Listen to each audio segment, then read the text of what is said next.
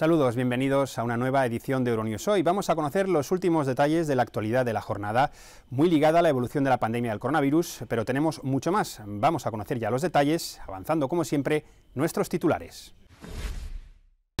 Las autoridades de Oregón reprueban el envío de agentes federales ordenado por Trump para aplacar las protestas del movimiento Black Lives Matter. Estados Unidos busca apoyo europeo en su enfrentamiento con China. Pompeo dice en Dinamarca que el espionaje chino también afecta al viejo continente. Reunión de varios ministros del Interior de la Unión Europea en Viena en busca de soluciones para frenar la inmigración ilegal. El número de víctimas de la pandemia se dispara en Perú tras establecer un nuevo método de recuento. En Bolivia, las morgues están saturadas. La desaparición de Dylan, un niño de 2 años, sacude a México. Su búsqueda ha destapado en Chiapas una red de trata de menores con 23 niños secuestrados. Se cumplen 2 años de la tragedia de Ática, el gran incendio que dejó 102 muertos en una zona turística del este de Grecia.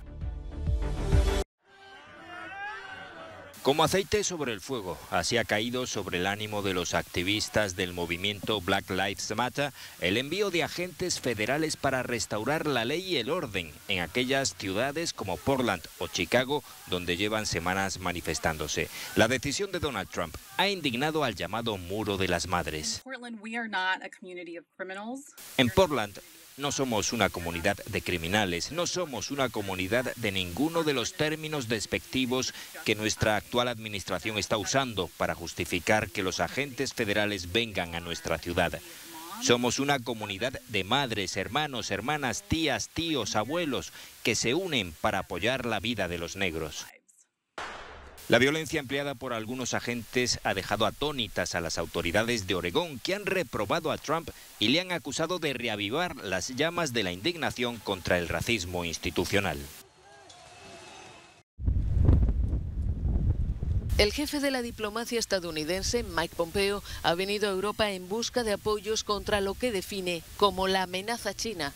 El mismo día en el que Washington ordenó el cierre del consulado chino en Houston en una decisión sin precedentes, Pompeo ahondó en Dinamarca en las acusaciones de espionaje contra Pekín. En una rueda de prensa, junto a su homólogo danés, insistió en que el problema también afecta a Europa. Desde hace tiempo el Partido Comunista Chino roba propiedad intelectual, no solo estadounidense, sino también europea, y esto cuesta cientos de miles de puestos de trabajo, dice. Los ministros de Exteriores británico y alemán también abordaron este miércoles el contencioso con China. La tensión es máxima en especial con el Reino Unido, debido a la crisis política en Hong Kong y el rechazo de Londres a la tecnología 5G de la compañía china Huawei. Queremos mantener una relación positiva con China, pero como miembro de la comunidad internacional debe cumplir con sus obligaciones y responsabilidades, dice el ministro de Asuntos Exteriores británico. Alemania implementará las medidas sobre China que hemos acordado con Francia, medidas muy parecidas a las del Reino Unido, añade el jefe de la diplomacia alemana. Washington ha dado 72 horas a China para cerrar su consulado en Houston. Pekín amenaza con represalias en un nuevo capítulo de un enfrentamiento con aires de Guerra Fría entre dos países que se disputan la supremacía económica y tecnológica. La inmigración ilegal al orden del día en Viena, donde se reúnen durante 2 días los ministros del Interior de una docena de países de la Unión Europea con miembros de la Comisión Europea. Un tráfico de seres humanos que se redujo con la pandemia de COVID-19, pero que se ha reactivado con el desconfinamiento. El objetivo de esta reunión es frenar esta inmigración ilegal a Europa con más controles, pero también con incentivos, como explica el ministro del Interior austriaco. Primero y ante todo hay que proteger las fronteras y ser solidarios con los países más afectados, y Austria está dispuesta a seguir ayudando a Grecia. En segundo lugar, hay que reforzar e incentivar las posibilidades de regreso, hacer que sean más fáciles. Y en tercer lugar, hay que luchar contra el crimen organizado, contra los traficantes que sacan provecho de la miseria humana. Según la Agencia Europea de Fronteras, Frontex, más de 4.000 inmigrantes ilegales ingresaron en Europa en mayo por la ruta de los Balcanes, que sigue siendo una de las más activas. Siempre según Frontex, en España la llegada de migrantes a través del Mediterráneo occidental se redujo un 56% en los 6 primeros meses del año, la mayor reducción entre todas las rutas migratorias hacia la Unión Europea. Con el cierre de fronteras con Marruecos por la pandemia, se ha reactivado otra ruta más peligrosa para las pateras, la que desembarca en las Islas Canarias, que este año han recibido 6 veces más personas que el año anterior.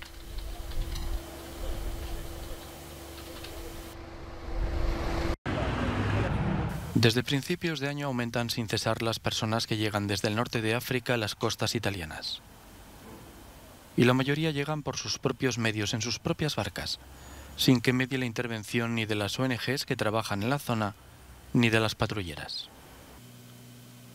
Y por primera vez en 3 años, la mayoría son nacionales tunecinos que abandonan su país, sacudido por una grave crisis económica agudizada por el coronavirus.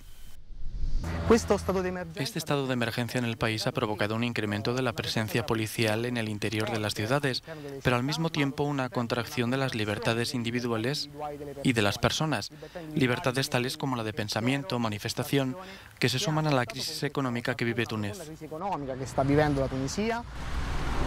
Sicilia y en particular la isla de Lampedusa son el principal destino de las embarcaciones. Una de las razones es la proximidad geográfica. Una barca que sale desde Libia hace unas 130 millas, la mitad para quienes parten desde Túnez. Son distancias geográficas diferentes. Y luego en Túnez tienen más disponibilidad de barcas de madera. Son embarcaciones que, digamos, llegan con mayor certeza a su destino, aunque estén sobrecargadas. El crimen organizado ha cambiado sus hábitos con el coronavirus, trasladando sus actividades desde Libia a Túnez. En Libia, obviamente, muchos criminales sufren por la caída del precio del petróleo respecto al tráfico de crudo, y las restricciones con el toque de queda hacen sus vidas más difíciles. Por esta razón, la mayoría se ha trasladado a Túnez. Resulta fundamental el papel que juegan las redes sociales. Según las informaciones publicadas por el rotativo italiano Il Messaggero, los investigadores han comprobado cómo los traficantes contactan con los migrantes a través de plataformas como Telegram o Facebook. Utilizan páginas que simulan ofrecer información turística para cerrar el trato con quienes están dispuestos a pagar para llegar a Europa. Normalmente son hombres jóvenes de entre 20 y 30 años quienes se quieren ir. Están fascinados por las redes sociales, piensan en las oportunidades de trabajo que pueden tener más fácilmente en Italia que en Libia. A corto plazo nadie los va a detener en su empeño. La tensión política y social que vive Túnez pone en peligro la estabilidad de la joven democracia norteafricana. Esto sin olvidar el conflicto en Libia, terreno abonado para que la crisis migratoria en el Mediterráneo empeore.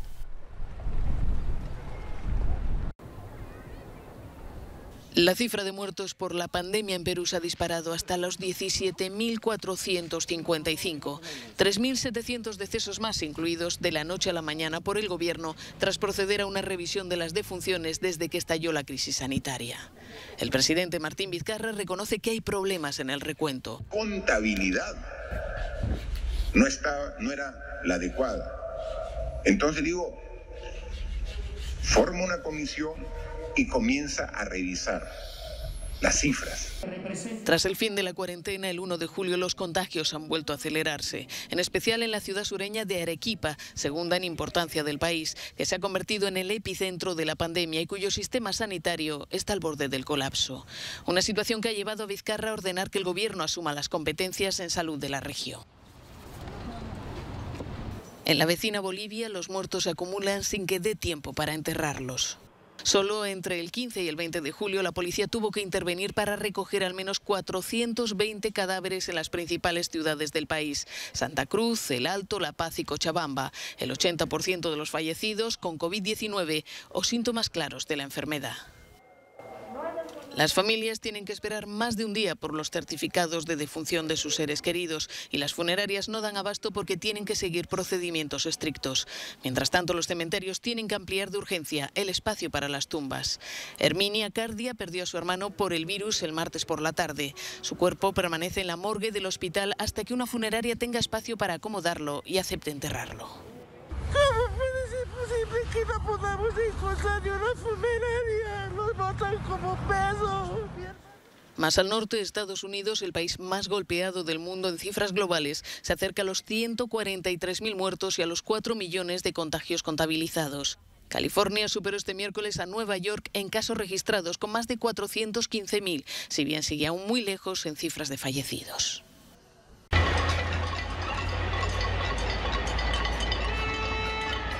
Con esta cacerolada de júbilo se ha festejado en algunos barrios de Santiago de Chile el visto bueno del Senado al proyecto de ley que reforma el sistema de pensiones heredado de la dictadura. La normativa, que ha obtenido 29 votos a favor, 13 en contra y una abstención, permite a los ciudadanos retirar el 10% de lo que hayan ingresado hasta ahora en las instituciones financieras privadas que gestionan las pensiones para paliar las consecuencias de la grave crisis económica desatada por la pandemia de la COVID-19.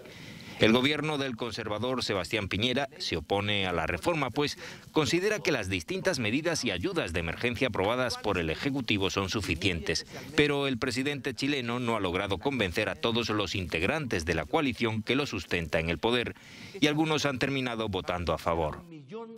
Impulsada por la oposición, la normativa llega tras meses de intenso malestar social, con protestas multitudinarias antes de la pandemia, exigiendo un cambio de modelo de sociedad.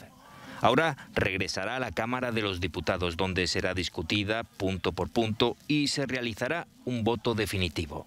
Para la oposición se trata del primer paso para realizar una profunda reforma de un sistema de pensiones que consideran injusto e insolidario y que se nutre del ahorro obligatorio del 10% del salario mensual de todos los trabajadores.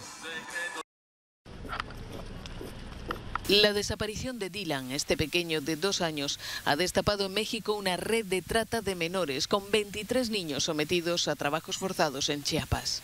Sin embargo, entre los niños liberados, Dylan no estaba. Juanita Pérez, la madre coraje del pequeño, ha llevado su combate para que la investigación avance hasta Ciudad de México y conseguido que el presidente López Obrador tome cartas en el asunto. Llegué al objetivo que quería, que el señor presidente me brindara esa ayuda, la conseguí. Ahora esperar a que esto sí se cumpla, esperar a que ya pronto regrese mi niño conmigo. Dylan desapareció el 30 de junio en un mercado de San Cristóbal de las Casas, donde su madre vendía frutas y verduras. Las imágenes recogidas por cámaras de seguridad han permitido descubrir que fue sustraído por una niña de entre 10 y 13 años, que después lo dejó en manos de otro menor. Aunque a quien se busca es a esta mujer, identificada como Ofelia N. La Fiscalía de Chiapas ha ofrecido una recompensa a quien proporcione información sobre ella. Una recompensa por parte de la Fiscalía General del Estado de 300,000 pesos para que cualquier ciudadano que nos proporcione información. La búsqueda de Dylan lleva a las autoridades hasta una vivienda en San Cristóbal de las Casas, donde 23 niños secuestrados se encontraban en condiciones deplorables, con signos de desnutrición. Entre los menores había 3 bebés de 3, 12 y 20 meses. Los pequeños eran obligados a vender baratijas y artesanías en las calles de la ciudad. 3 mujeres han sido detenidas y se enfrentan a cargos por tráfico de personas y trabajos forzados. De trata de personas. En estado crítico, un testigo clave en el asesinato de la periodista maltesa Daphne Caruana. Melvin Teuma fue encontrado con graves heridas de cuchillo en garganta y abdomen en su casa horas antes de que compareciera en el juicio que investiga el atentado mortal contra la periodista en 2017. La policía maltesa afirma que puede tratarse de un ataque autoinfligido. El juicio, reanudado tras la suspensión por pandemia, gira en torno a Jørgen Fenech, principal sospechoso del asesinato. Fenech señaló como autor del atentado mortal al antiguo jefe de gabinete del primer ministro Joseph Muscat, Kees Schrijver. La investigación del asesinato de la periodista forzó la dimisión de varios ministros del gobierno de Malta y la del primer ministro Joseph Muscat en enero. Caruana aportó información sustancial sobre corrupción en Malta que fue difundida a través de los conocidos como papeles de Panamá. En la información aparecían conocidos nombres de la política y los negocios en Malta con sociedades en paraísos fiscales en donde ocultaban fondos desviándolos a empresas instrumentales. Grecia y Turquía siguen en su escalada de tensión en el Mediterráneo oriental. De nuevo, una disputa por aguas territoriales. Atenas ha vuelto a acusar a Ankara de haber incursionado en su territorio con barcos de búsqueda de hidrocarburos del sistema Navtex. Turquía niega que haya violado la soberanía griega. Ankara anunció el martes que enviaría navíos al sur de 3 islas helenas, a aguas disputadas por ambos países, para llevar a cabo estudios sísmicos hasta el 2 de agosto. Estas exploraciones, necesarias para una futura perforación en la zona, levantan ampollas tanto en Grecia como en Chipre.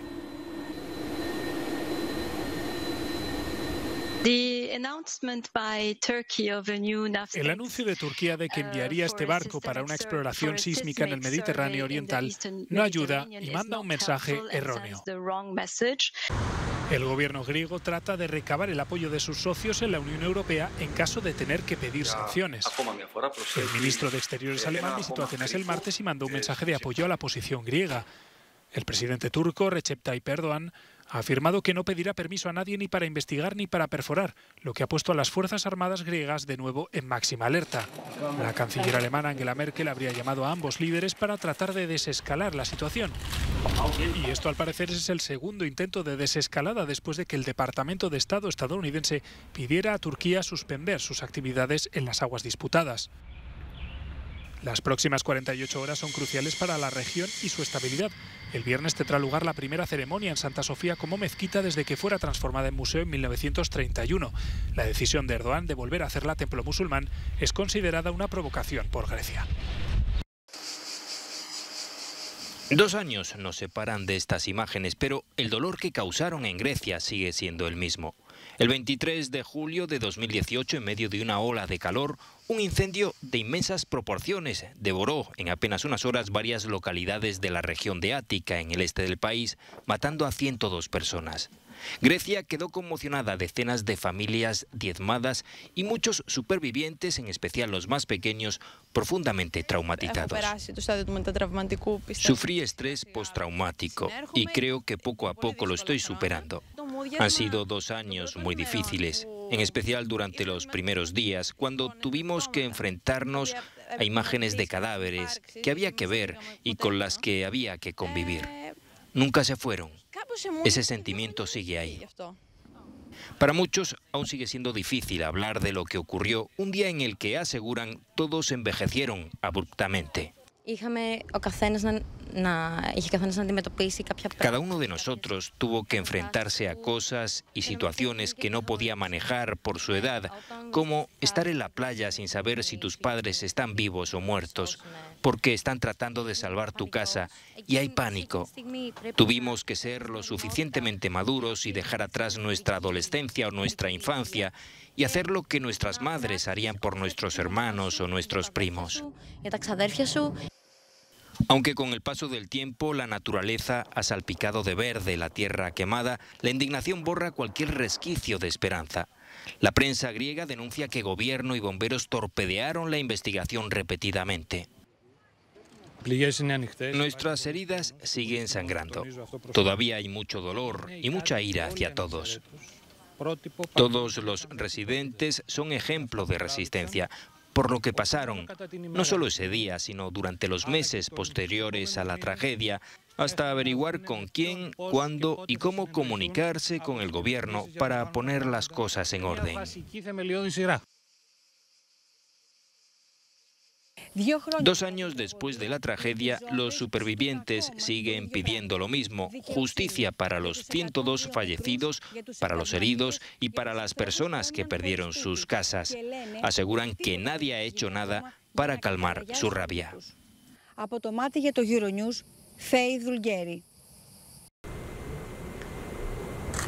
Triple salto mortal sin red.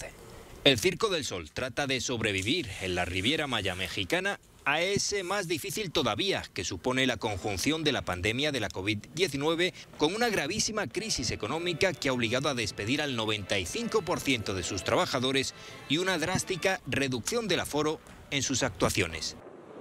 El espectáculo La Joya, inspirado en la migración de una mariposa monarca, ha reabierto sus puertas en julio tras 3 meses de parón debido al coronavirus.